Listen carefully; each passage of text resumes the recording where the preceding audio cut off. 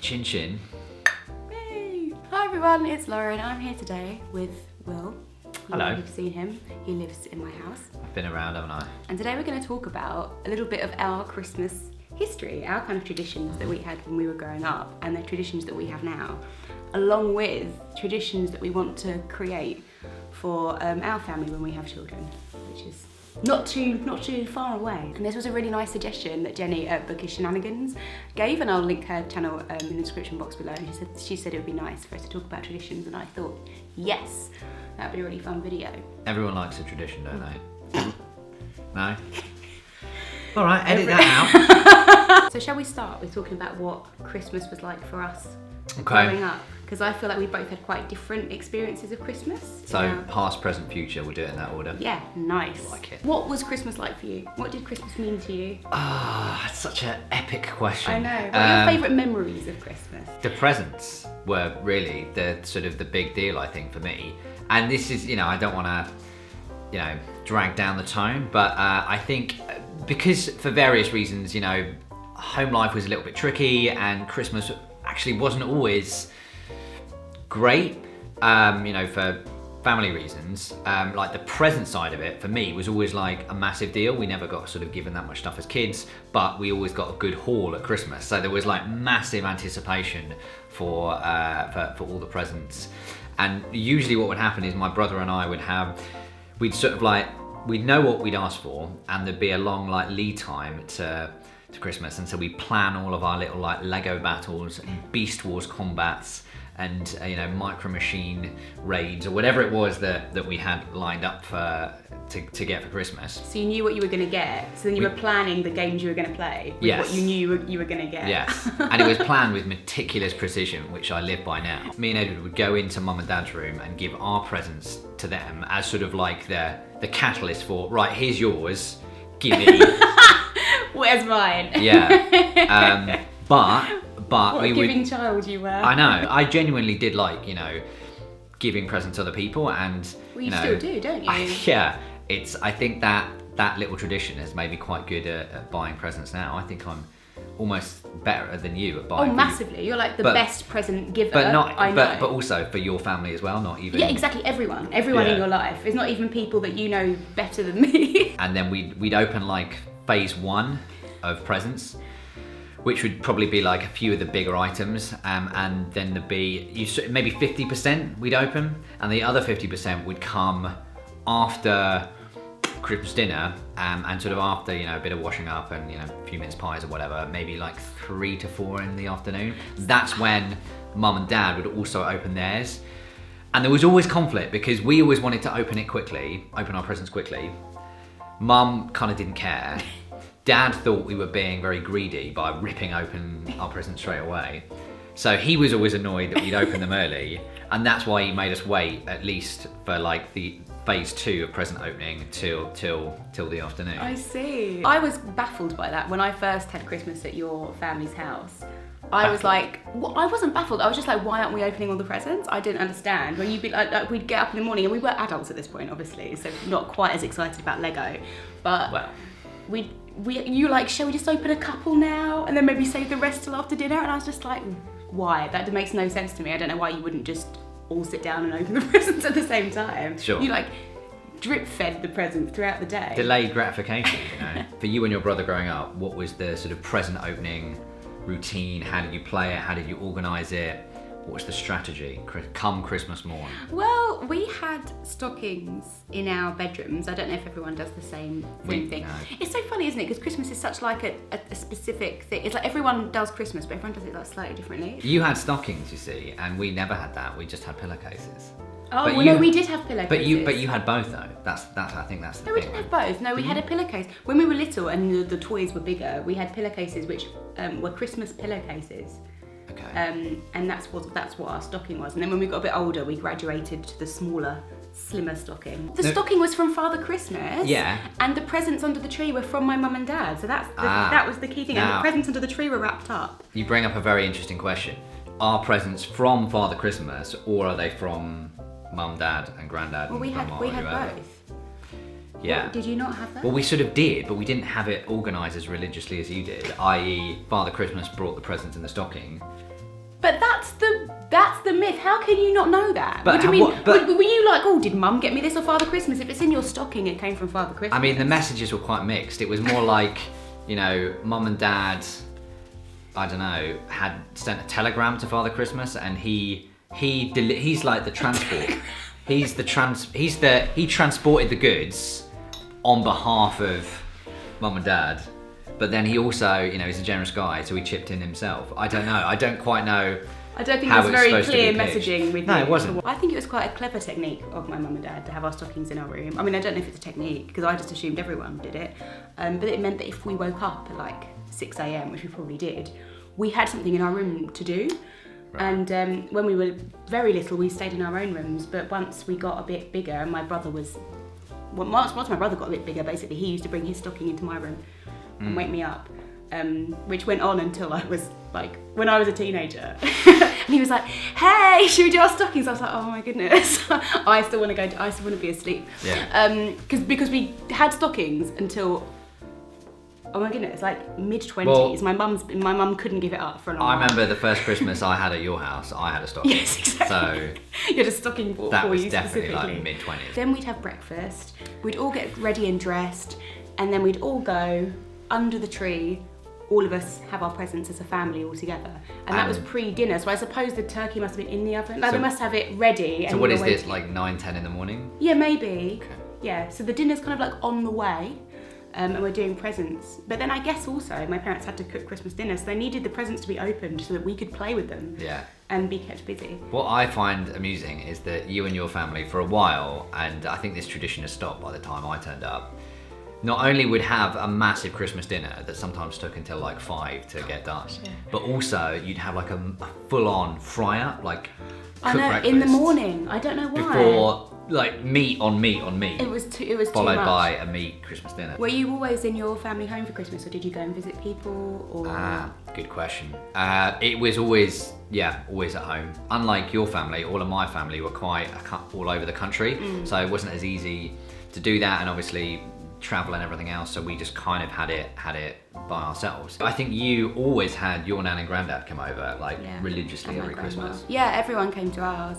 Well, I've said in another video, like, we didn't have any cousins at all, and our family was all very local and quite small. So once I was born, my nan stopped doing Christmas dinner, and it was my mum's.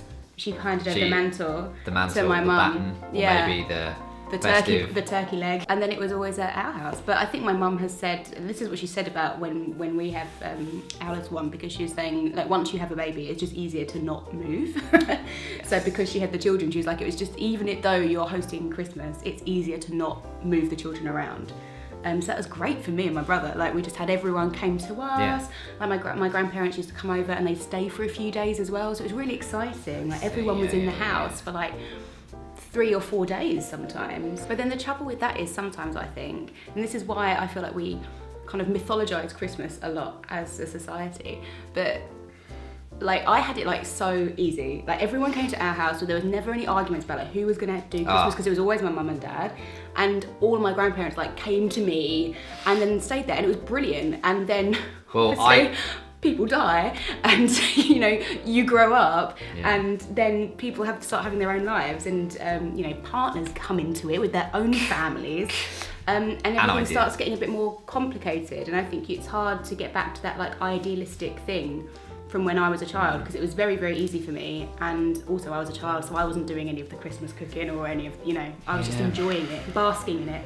And you can never really quite get that back. I think you always idealise Christmas though, and even when you look back, I think you probably cherry pick the memories, and you only remember the good bits. Yeah, probably. And talking about arguments at Christmas, I mean, I can fill the rest of this video with that topic if you want. I know people that literally will have Christmas morning at, like, say, your parents' house, and then we'll drive to my parents' house. So that you've got Christmas with everyone. Yeah, but then there's a 2-hour drive in the middle. And that's trying to be equitable, but that's not great either, is it? Yeah, well, that's because our parents live quite far apart. We have to kind of choose somewhere to go and just stick with it. But I mean, even the first year I had Christmas at your house, like, my mum was not happy. No. Was she? Like, I think she understood that would have to come at some point, but she was really... Do you want to do an impression for No. she might be watching. Well, on that note, should we talk about some happy things? I was just enjoying the miserable stuff. I think one of the biggest disillusions I now have with Christmas is that Christmas TV and Christmas films are like Not dead to me. There's They're dead to you? Yeah. What, all Christmas films? well, you mean stuff that's on okay, Christmas Day? that's a bit of an exaggeration. Yeah, Christmas TV is generally, maybe it's just because we've seen everything, but it just feels like rubbish now compared to what it was. I think we've just grown up, haven't we? Honestly, one of my best Christmases ever. I remember I must have been quite young, Nice. and I remember like making up the like a Brio train set while watching Indiana Jones. Like an afternoon Christmas film, and it was probably the first time I'd seen it, and it was like the best afternoon ever. But then you can't ever recreate that because you've already seen Indiana Jones now. Well, I know. So that's not the TV's fault, is it? That you've seen all the good films already? But also all the Christmas TV is now like Strictly and Yay! Call the Midwife, Yay! which is not my go-to necessarily. So Okay, well, I won't be watching Call the Midwife this year, don't worry. But there are some Christmas films that you do like, and there's Christmas TV that we like that we yes, routinely watch, isn't there? that's sort of in the lead up to Christmas. So we both have a couple of, I feel like quite niche Christmas TV traditions. Do we? Well, I think it's quite niche that both of us really love these little things that no one else really seems to talk about. But then maybe I just think we're special and everyone knows what they are. But we both absolutely love not just the Snowman, but the Raymond Briggs Father Christmas. Yes. Like, I think that is our favourite. I feel like both of us from our that's childhoods. the pinnacle thing that makes us feel like Christmas has come. This is it. Love it. Another blooming Christmas. He always used to like remind me of my dad, I think, when I was younger. The reason he reminds you of your dad is because he's a grumpy old bloke from Essex. I think that's what it is. I think he's meant to be a Cockney geezer. Cockney geezer. He might not be quite Essex. But the other thing, which I also think is quite niche, that we both watched when we were little, is the Mousehole Cat. Yes. Which is, again, very English. I'm not sure this has really reached international waters, but Mousehole is a small village in Cornwall, and there is a legend there about a fisherman who went out on Christmas Eve or the day before Christmas Eve. There had been really bad storms, really bad waves, so none of the fishing boats could come out, so the village was starving. And Tom Balcock, I think his name is, went out to get the fish and brought it all back, and he was like a hero of the town.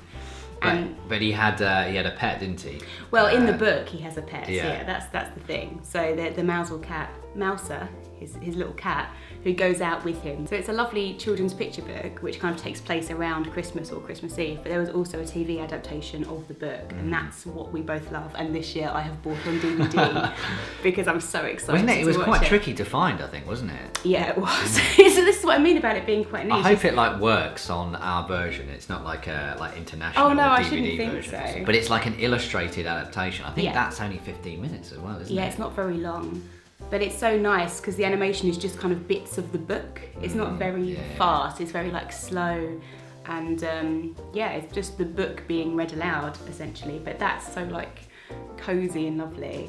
And I think as well that's one of the little traditions that that ironically we both had growing up. We love the story and we want to carry that on, to Absolutely. the next generation. Something else I really love, which I don't think Will has watched, and I also bought on DVD this year, was Christmas Eve on Sesame Street, which is this like Sesame Street special from the 70s, and I had a videotape that my parents taped off the telly, and it was like the ultimate VHS. It had Christmas Eve on Sesame Street, the Snowman, Father Christmas, the Mousehole Cat. Really? Yeah, it had everything. It was so good. The Mousehole Cat as well? Yeah, and this like episode, the Christmas episode of Fireman Sam. Oh, hang on. So this is, you recorded it all? Yeah, onto, no, so my mum okay, recorded it off the telly. Yeah, exactly. You couldn't buy this tape. That would just be too powerful. That's like the platinum pack of Christmas, isn't it? Amazing. But then when I was like 15 or 16, my mum recorded over it. Like she taped Coronation Street. Oh, I was going to say, I bet it was something like NAF that she recorded over. Absolutely bawled my eyes out. I was so sad, especially because some of these things were at that time were quite tricky to find. But now, in the modern technological age, I've been able to get some of them on DVD. I've not seen this, so I'm hopefully going to get a viewing this Christmas. Yeah, I hope. Yeah, well, I'm going to watch it. Whether And I'm I'm there or going to force not. you to watch it as well. Well, I don't know if you'll love it because it is for preschool children. It is interesting, isn't it? Like when you expose your, better half to the Christmas traditions you grew up with, and it's almost like a little bit of pressure. Like, are they gonna enjoy it as much as one did? I'll tell you what I am not doing. What's that? And that is Elf on the Shelf. Oh, absolutely not. Okay, that's the thing where the elf moves around the house. I'm not doing that. Sorry, No? I'm not doing that. There's too much going on in December. Well, it's new. I'm not having an elf going around. We my didn't house. have that growing up as children, so It's ridiculous. I'm not we doing a can't be Christmas doing Eve that. box. They're getting What? they're getting presents on Christmas Day anyway. No, Have you not heard of a Christmas Eve No, box? that's. I mean, mind blown, but no. You get like a crate and it's got like the child's name on it, and then they have special Christmas pajamas and Christmas, like all these new little things so it's for not them. it's not presents. Well, they are presents, but they're Christmas related Oh. accoutrement, I suppose.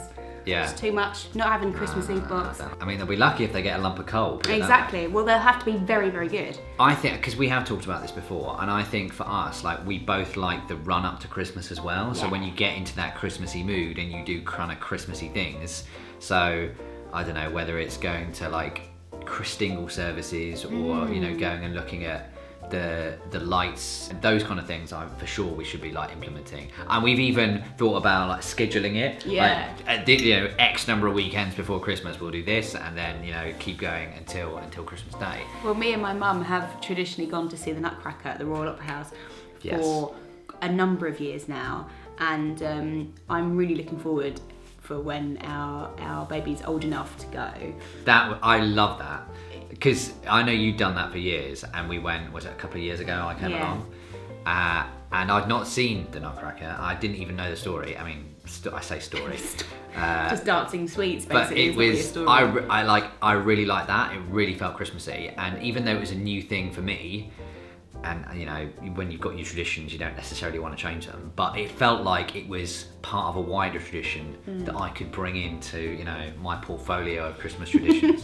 We've been practicing sort of roast dinners with a view to doing Christmas dinner this year.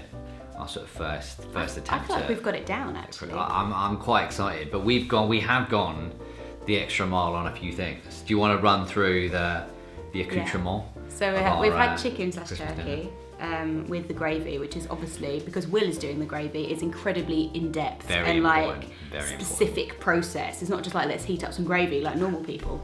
So we have that. We have roast potatoes, roast parsnips, carrot, broccoli, peas. I think that's basically it. But then the extras for Christmas are sprouts, Brussels sprouts. We're going to be frying them with pistachios. We found this like quite nice, like pistachios and pomegranates. So we're going to try that out. We're going to do pigs in blankets, which are little chipolata sausages wrapped in streaky bacon. Well, we've got a little sauce for that though, haven't we? Oh yeah, with Worcestershire sauce, mustard and honey. Lovely. And then we'll have stuffing. We tried some pork and apple and chestnut stuffing last time, didn't we? Yeah, So that's which what we we'll sort of have. cobbled together from I think we merged a couple of recipes. Yeah, it didn't we? worked out. It came out all Really right, nice, didn't yeah. it?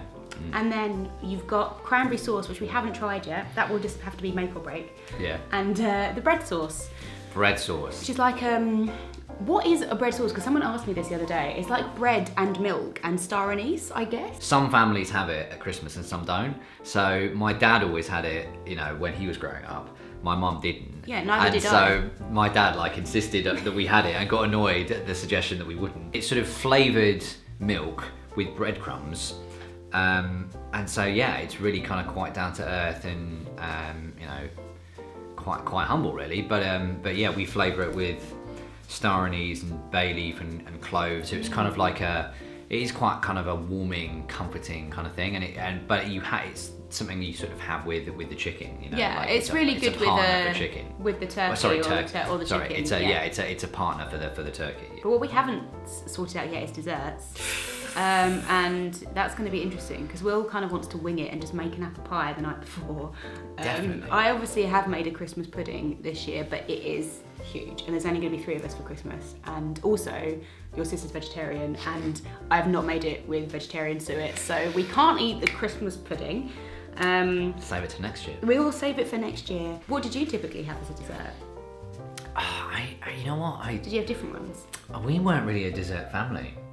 I know that might come as a surprise for you at this point in our marriage, but no, we didn't really.